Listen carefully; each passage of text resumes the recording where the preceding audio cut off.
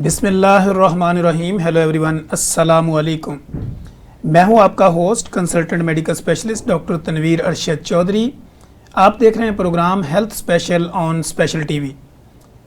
जैसा कि हमारी तमाम ऑडियंस जानती है कि हमने हमेशा करंट इशू को टाइटल करने की कोशिश की है।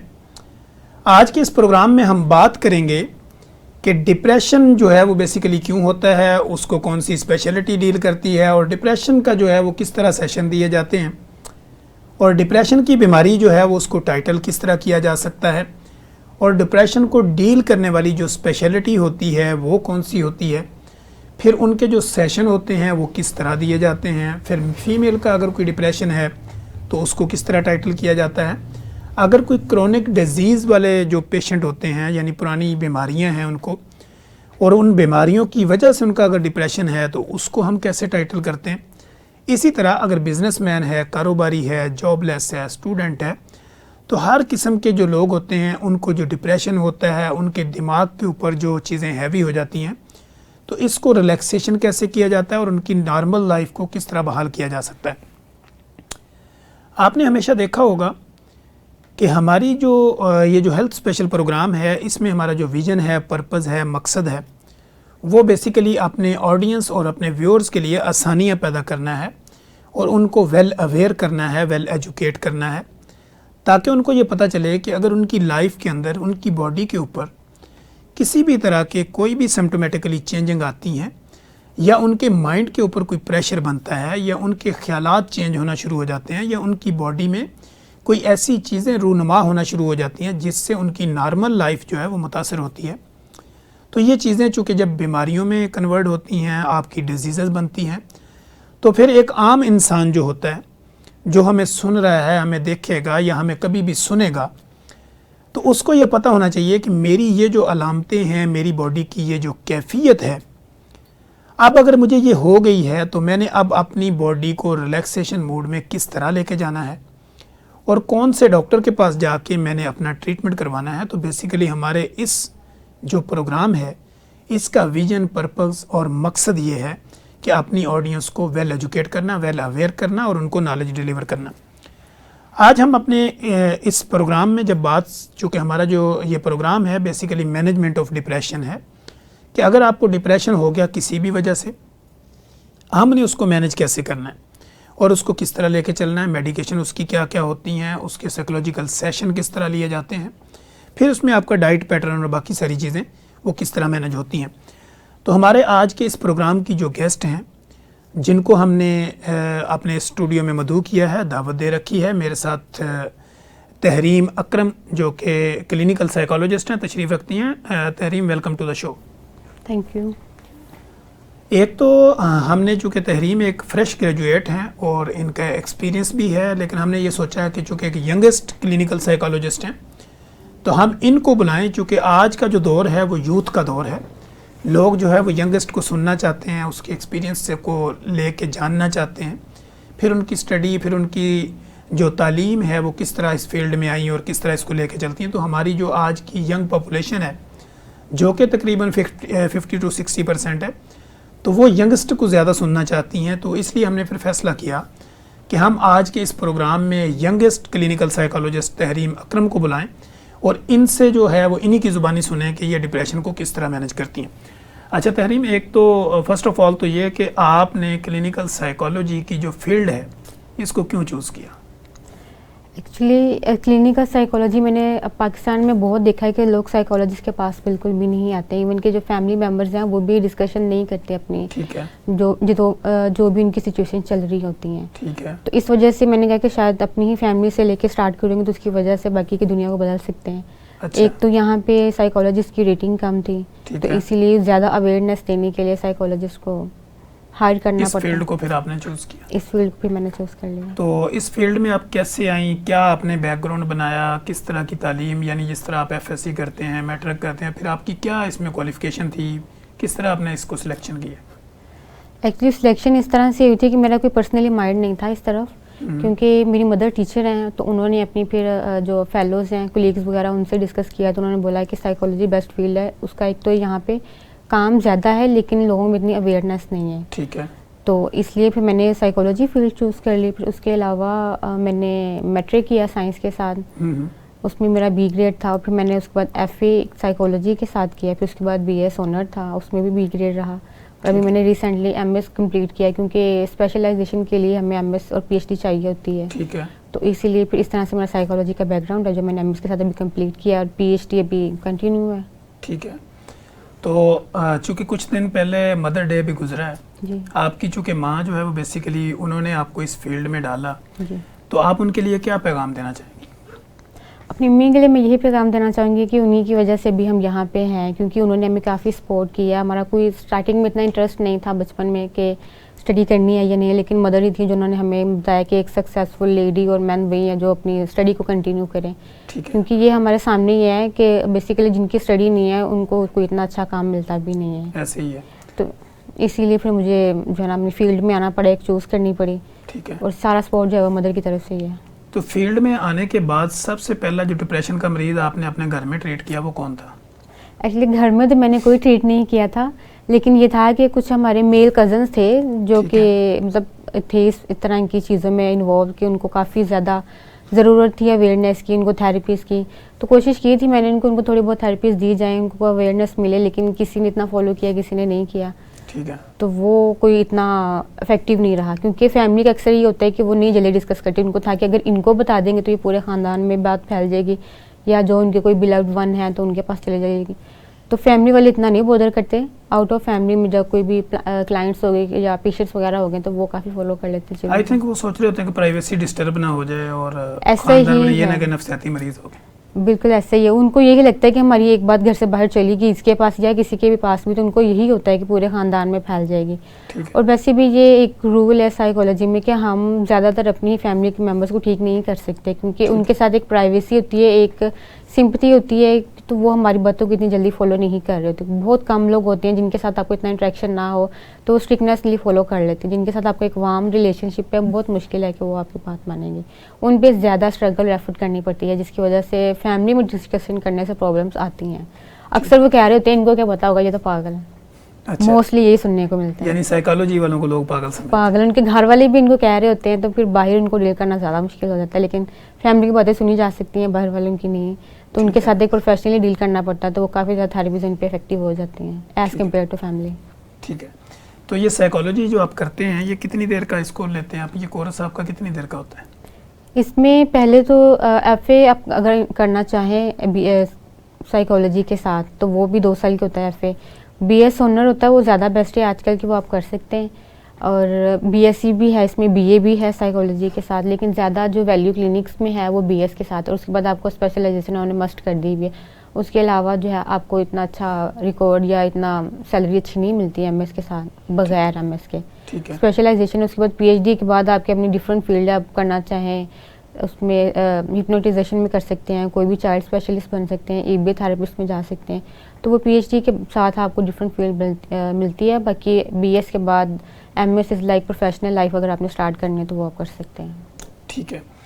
तो बीइंग अ क्लिनिकल साइकोलॉजिस्ट और बीइंग अ फीमेल, आप ये कितना बेहतर समझती हैं कि जब आपने क्लिनिकल साइकोलॉजिस्ट किया तो आपको आम दुनिया को जज करने में कितनी आसानी हुई?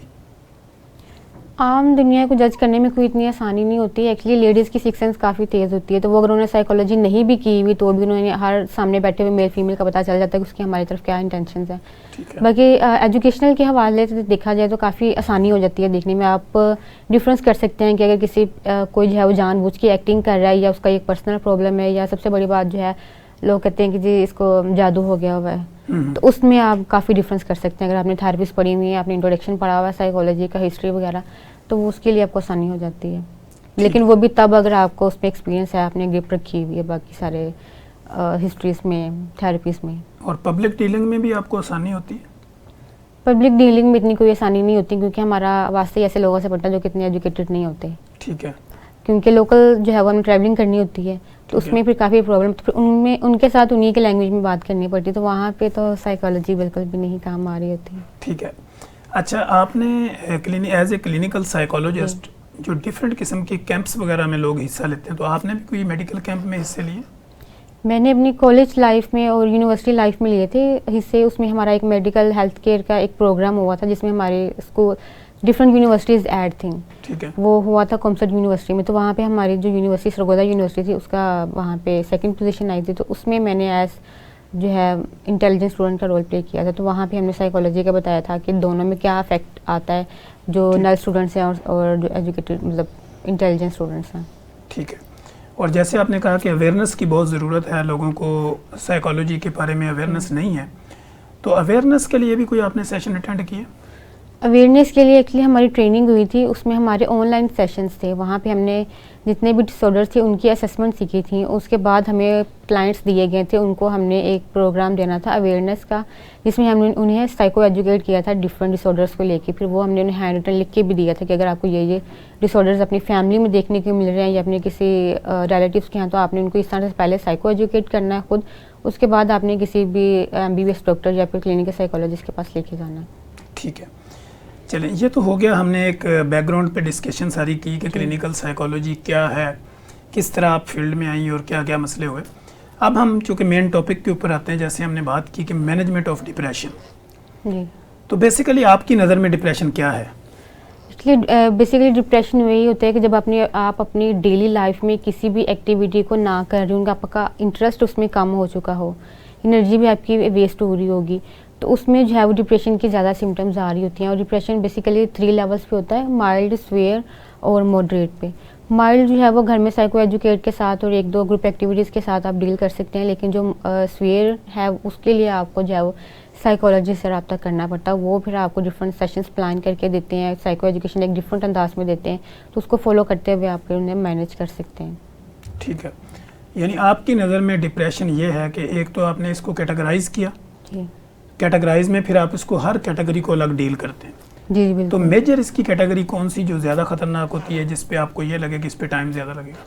वो होती है स्वेयर। उसमें हम लोग जो है वो साइकोलॉजी के हवाले से उसको सेशंस में भी कन्वर्ट कर देते हैं और उसके बाद हम उसको एंटी डिप्रेसेंट भी देते हैं। ठीक है। समटाइम ऐसा होता है कि वो फैमिली के साथ हो तो बहुत ओवर कंट्रोल हो जाता है, वो थेरेपी से भी कवर नहीं हो रहा होता। उसके साथ उसके कुछ डिफरेंट मेडिकल इश्यूज भी आ जाते हैं, तो फिर उसमें उसे जल्दी रिकवर करने के लिए एंटी डिप्रेसेंट दी जाती है जिसमें मोस्टली लिथियम यूज़ होती है। ठीक है। बाकी की जो मेडिसिन होती है वो डॉक्टर खुद डिसाइड करते हैं उसके अकॉर्डिंग टू सिचुएशन, और उसकी जो उसको कुछ एलर्जीज वगैरह भी होती हैं, कुछ उसकी बॉडी को सूट भी कर रही होती, नहीं भी कर रही होती। ठीक है। तो वो फिर उनका चेकअप करने के बाद टेस्ट वगैरह, उसके बाद उन्हें एंटी डिप्रेसेंट लिख कर देते हैं। ठीक हो गया।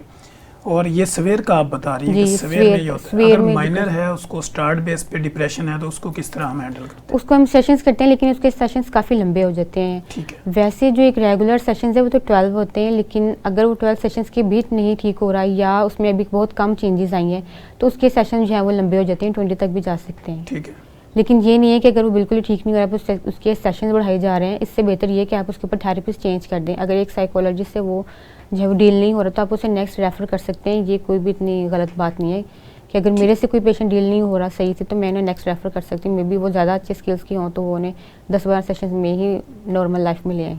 और अगर कोई मिल्ड वाला, जैसे आपका एक सवेर हो गया, नॉर्मल हो गया, एक अगर दरमियाने दर्जे का डिप्रेशन है, तो उसमें भी सेशन से होता है या मेडिकेशन करनी पड़ती है? एक्चुअली सेशंस तीनों में ही होता है। स्वेयर में ये होता है कि वो सेशंस के साथ जल्दी कवर अप नहीं करते। ठीक है। तो और उनकी फैमिली उनके साथ रहना चाह रही होती है, कुछ छोटे बच्चे भी होते हैं, वो उन्हें हॉस्पिटल्स में नहीं भेजना चाहते, तो उनके लिए भी हमने एंटी डिप्रेशन रखी हुई होती है। कुछ ऐसे इवेंट्स में उन्होंने जाना होता है, जैसे कि बिजनेसमैन वगैरह हो गए, कुछ डॉक्टर्स भी डिप्रेशन का शिकार होते हैं, स्टूडेंट्स वगैरह भी, तो उन्हें फिर कुछ मेडिसिन दी जाती हैं बहुत कम कि वो उन्हें यूज़ करें ताकि वो बहुत जल्दी बगैर थेरेपी के कवर अप हो जाएं।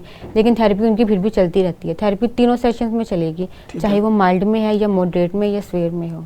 ठीक हो गया जी। नाज़रीन, जैसे कि आपने देखा कि हमारा ये जो प्रोग्राम है ये बेसिकली हेल्थ स्पेशल शो है जिसमें हम ये बात कर रहे हैं कि डिप्रेशन जो है, मैनेजमेंट ऑफ डिप्रेशन क्या होता है, और डिप्रेशन अगर आपको ज़हनी तनाव है, आपके दिमाग के ऊपर बहुत ज़्यादा चीज़ें चल रही हैं, आप डिस्टर्ब हैं, तो उसको नॉर्मल लाइफ में कैसे कन्वर्ट किया जाता है। तो कहीं मत जाइएगा, हमारे साथ रहिएगा। यहीं पे वक्त हुआ एक ब्रेक का, और ब्रेक के बाद हम अपनी बात को यहीं से करेंगे।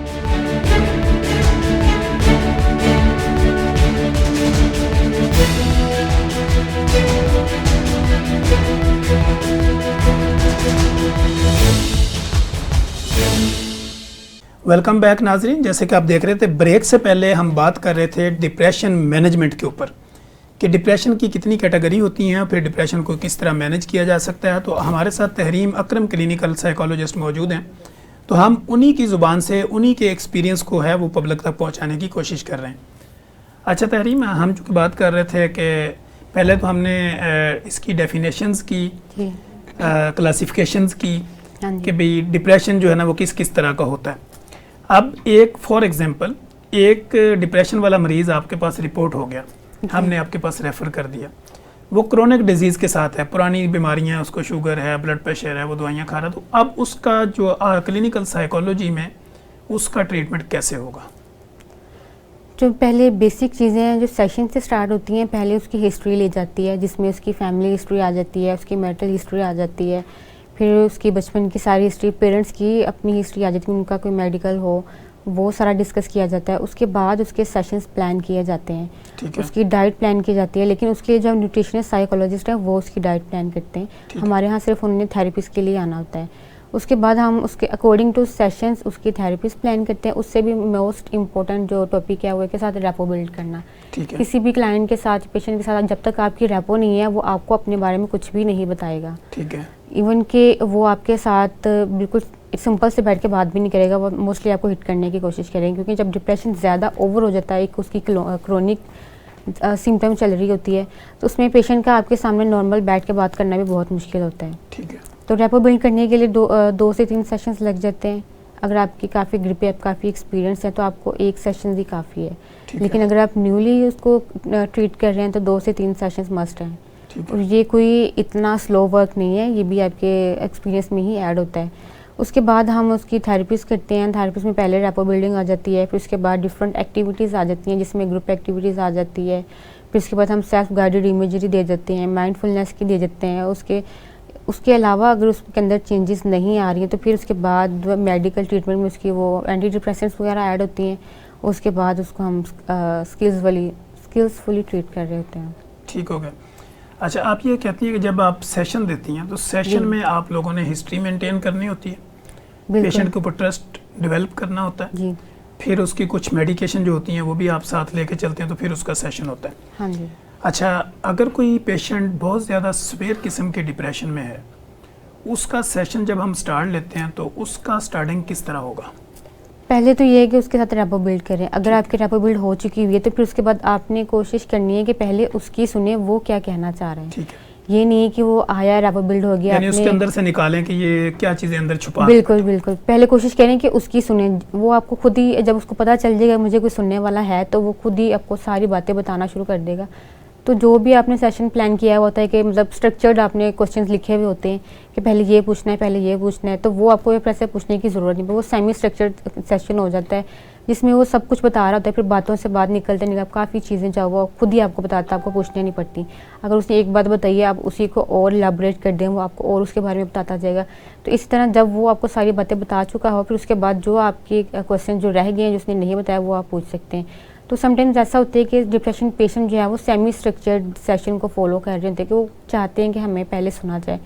तो ये ज़्यादा बेस्ट है कि आप पहले उनको सुन लें, उसके बाद आप अपनी थेरेपीज अप्लाई करें, आपकी जो क्वेश्चंस रह गए हैं वो सुनें, उनसे कहीं तो वो आपको फिर बता देंगे। पहले कोशिश यही करनी चाहिए कि क्लाइंट्स जो है उनकी सुन लें पहले। ठीक है। अच्छा, कुछ लोगों को ना डिप्रेशन में भूख बहुत लगती है, इसकी क्या वजह होती है? डिप्रेशन में भूख इसलिए लगती है उन्हें कि उनका तो एनर्जी जो है वो बैठे बैठे बिल्कुल ही वेस्ट हो जाती है सोचों में। ठीक है। वो कोई भी काम नहीं करते, एक गिलास यहाँ से उठा के वहाँ नहीं रखती, किसी के साथ बात नहीं करते। तो वो जो सोची होती हैं वही उनका कोलेस्ट्रॉल लेवल कम कर देती हैं, तो वो उनके अंदर खाने की भूख ज़्यादा हो जाती है। लेकिन इसमें भी ये ख्याल रखा जाता है कि जो एंटी डिप्रेशन के जो डिप्रेशन और एंजाइटी के लोग होते हैं उनको मीठा बहुत कम दिया जाता है, क्योंकि मीठा खाने से उनके जो स्ट्रेस लेवल और जो उनका डिसऑर्डर होता है वो ज़्यादा ट्रिगर कर जाता है। तो वो साइकोलॉजिस्ट जो न्यूट्रिशनिस्ट हैं वो फिर उनकी डाइट प्लान करते हैं। नहीं, आप ये कहते हैं कि डिप्रेशन वाले मरीज को मीठा कम खाना चाहिए? बिल्कुल। क्योंकि वो मीठा खाता है तो उसमें क्या रीज़न होती है? मीठे की वजूहात क्या होती है कि वजन बढ़ता है, इंसुलिन का लेवल बढ़ जाता है? नहीं, उनमें जो हार्मोन्स होते हैं स्ट्रेस के वो इंक्रीज कर जाते हैं, जिसकी वजह से उनके अंदर ज़्यादा एनर्जी आ जाती है। और वो जो एक नॉर्मल बिल्कुल मतलब संभल के खुद को बैठे हुए होते हैं मेडिसिन और थेरेपीज के थ्रू, तो वो उनका असर कम हो जाता है। ठीक है। हार्मोन ज़्यादा हो जाएंगे उनके स्ट्रेस के, कोर्टिसोल लेवल कम हो जाएगा, तो उसकी वजह से वो उनमें डिप्रेशन हाई हो जाता है, तो वो दोबारा से उसी सूरत हाल में आ जाते हैं जहाँ से उन्हें वापस लेके जाने की कोशिश कर रहे होते हैं। ठीक हो गया। बगैर दवाइयों के डिप्रेशन को कैसे ठीक किया जा सकता है? थेरेपीज़ हैं, ठीक है, वो एक मैनेज करने के लिए है, उसके अलावा टाइम है। ठीक है। अगर तो उनके पेरेंट्स हैं तो वो उन्हें ज़्यादा से ज़्यादा टाइम दें, उनके बच्चे हैं वो उन्हें टाइम दें और उनकी सुने ज़्यादा। जैसे ही वो उनको लगेगा कि ये मेरे ट्रस्टवर्थी पर्सन्स हैं, मुझे सुन रहे हैं, तो वो ऑटो ही अपनी लाइफ में वापस आने की कोशिश शुरू करेंगे और आपकी भी सुनना शुरू कर देंगे। ठीक है। एक जो प्यार मोहब्बत की होती है कि आराम से पास बैठ के बिठाया सुनाया जाए, उनकी भी सुनी जाए, वो चीज़ें सोसाइटी में कम हो गई हुई हैं। ठीक है। मतलब कि हर कोई आता है अपनी सुना के चला जाता है, सामने वाले की नहीं सुनता, तो वो उनके अंदर यानी गुड लिसनर होना बहुत जरूरी है। बिल्कुल, कि सुनने वाला होना चाहिए।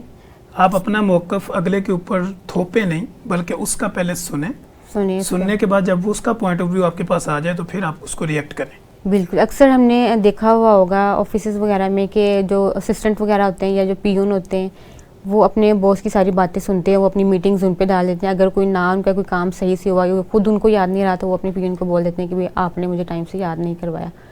तो उनका जो अपना काम करने वाला भी होता है वो उसको दे देते हैं पियून को या अपने असिस्टेंट सेक्रेटरी वगैरह को कि हमने उनको हैवी सैलरी पैकेज दिया हुआ है। तो वो अपनी फैमिली को भी मैनेज कर रहे होते हैं, फिर बॉस की बातें भी सुन रहे होते हैं, उसके अलावा जो ऑफिस में उनके हिस्से का काम होता है वो भी कर रहे होते हैं। तो जिसकी वजह से उनमें स्ट्रेस लेवल और ज़्यादा हो जाता है, तो आहिस्ता आहिस्ता डिप्रेशन के क्लोज हो जाते हैं।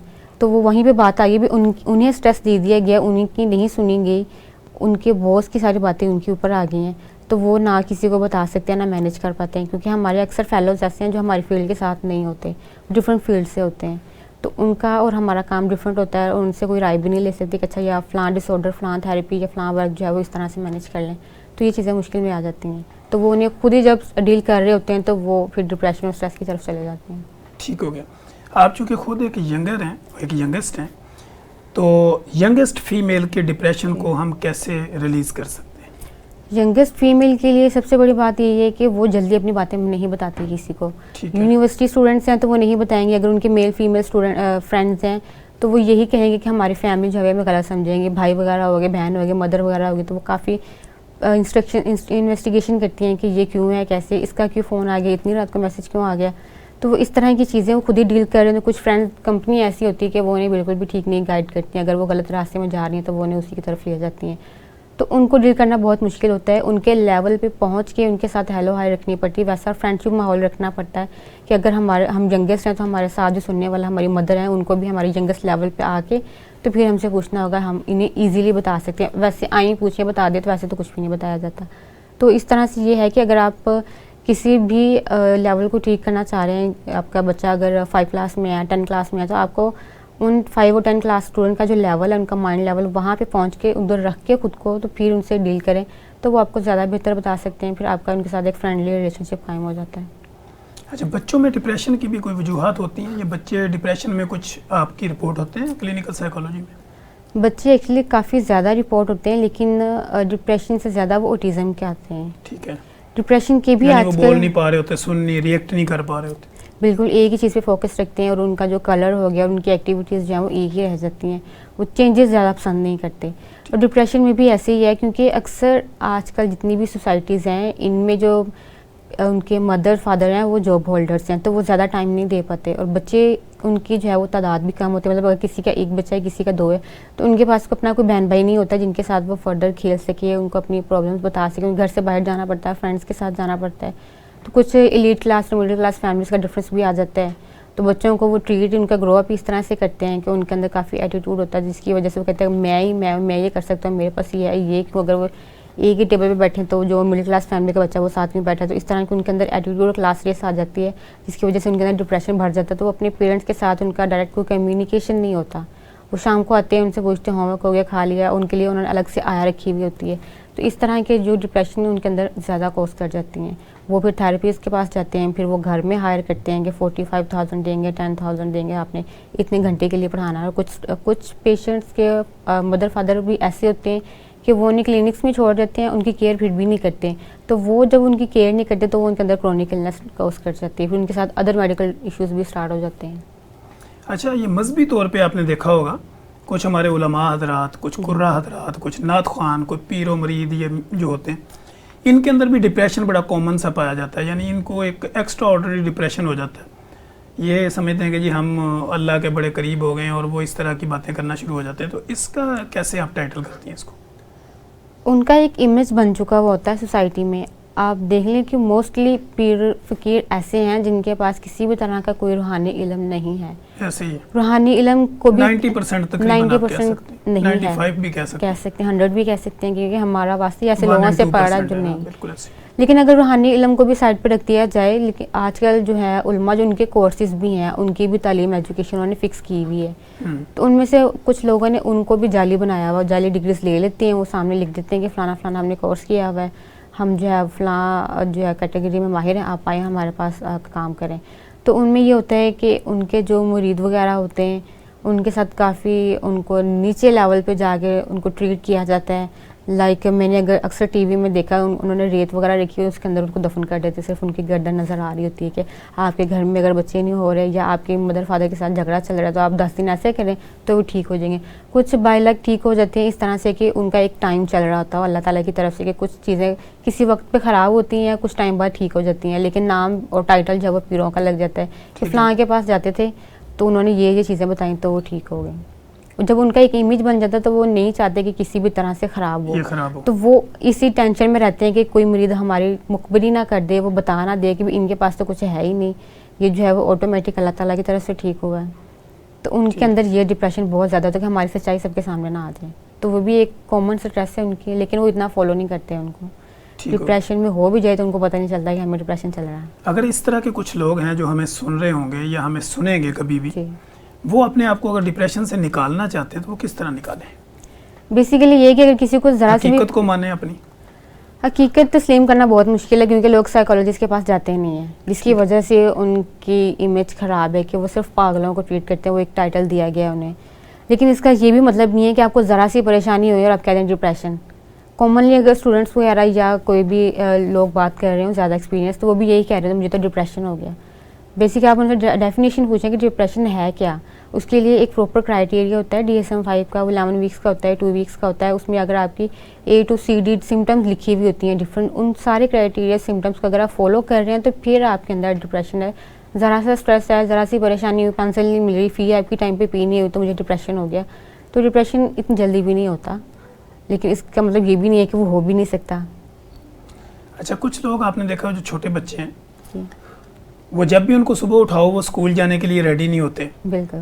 तो क्या ये भी डिप्रेशन की एक किस्म है, या बच्चा जो है ना वो साइकोलॉजिकल इफेक्ट इस तरह हो चुका होता है कि वो उसका दिल नहीं कर रहा होता कि मैं स्कूल जाऊँ, या उठने में प्रॉब्लम हो रही है? नहीं, इसको हम डिप्रेशन नहीं कहेंगे, ये तो उसके पेरेंट्स की ट्रेनिंग है कि उन्होंने उनको टाइम पे उठाया नहीं है। ठीक है। उसके बाद उन्होंने उसकी स्कूल रिपोर्ट्स चेक नहीं की कि उसकी किस सब्जेक्ट में क्या एक्टिविटीज़ हैं, क्या उसकी कारकर्दगी चल रही है। उसके बाद ये है कि कुछ बच्चे जो होते हैं अपने टीचर से डर रहे होते हैं कि हमारे पेरेंट्स ने हमें टाइम पे समझाया नहीं, होमवर्क वगैरह नहीं करवाया, तो इस डर के मारे वो जाते नहीं क्योंकि उनका काम वगैरह कंप्लीट नहीं होता। और कुछ में वैसे ही सुस्ती का लेवल बहुत ज़्यादा होता है, उनकी एक्टिविटीज़ कम होती है, वो सिर्फ पढ़ाई एक ही जगह पर बैठ के कर रहे हो तो उन्हें चलने फिरने का दिल नहीं करता, बैठे तो बैठ गए, सोए तो वो सो ही रहे हैं। ठीक हो गया। अच्छा, मोटापे का डिप्रेशन के साथ कोई रोल है?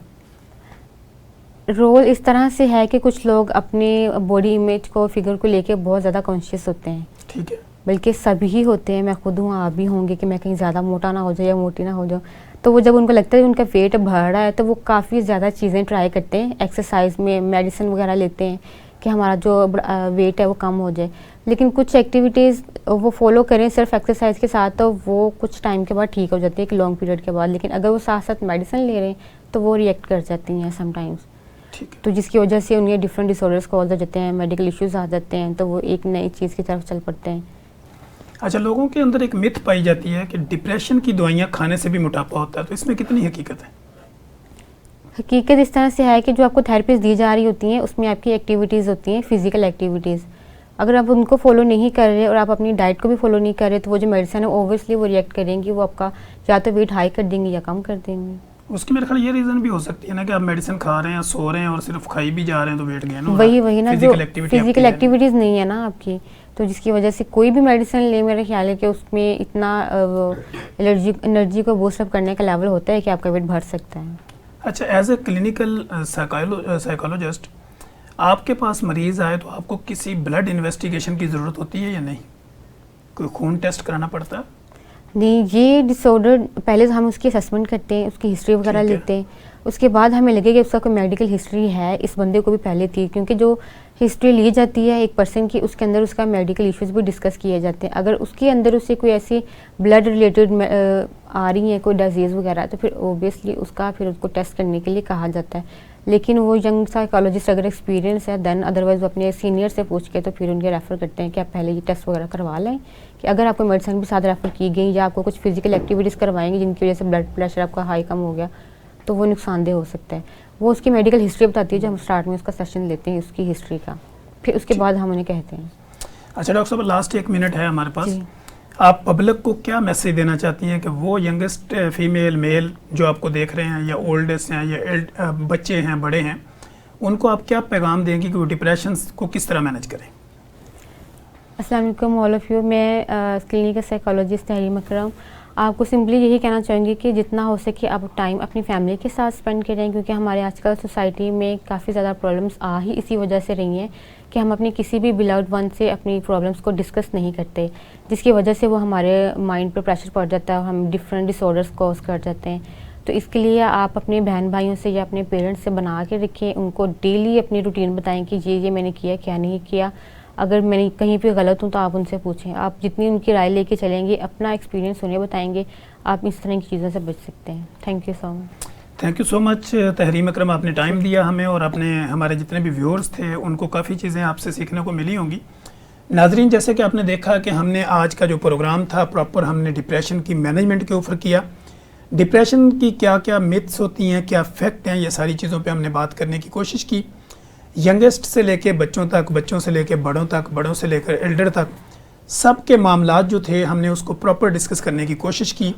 हमारा ये जो प्रोग्राम होता है हेल्थ स्पेशल, बेसिकली इसका पर्पस भी यही होता है कि आपके जहनों के अंदर उठने वाले सवालात जो हैं उनकी हम यहाँ पे अक्कासी करें, और अपने एक्सपर्ट को बुला के आपके जहनों के अंदर उठने वाले सवालात को टाइटल करें, आपको वेल अवेयर करें, वेल एजुकेट करें, ताकि किसी भी वक्त में आपको अगर कोई बीमारी आती है तो आपने उसके ट्रीटमेंट के लिए कौन सी स्पेशलिटी को चूज़ करना है। ये हमारा पर्पज़ होता है, आपको वेल एजुकेट करने के लिए।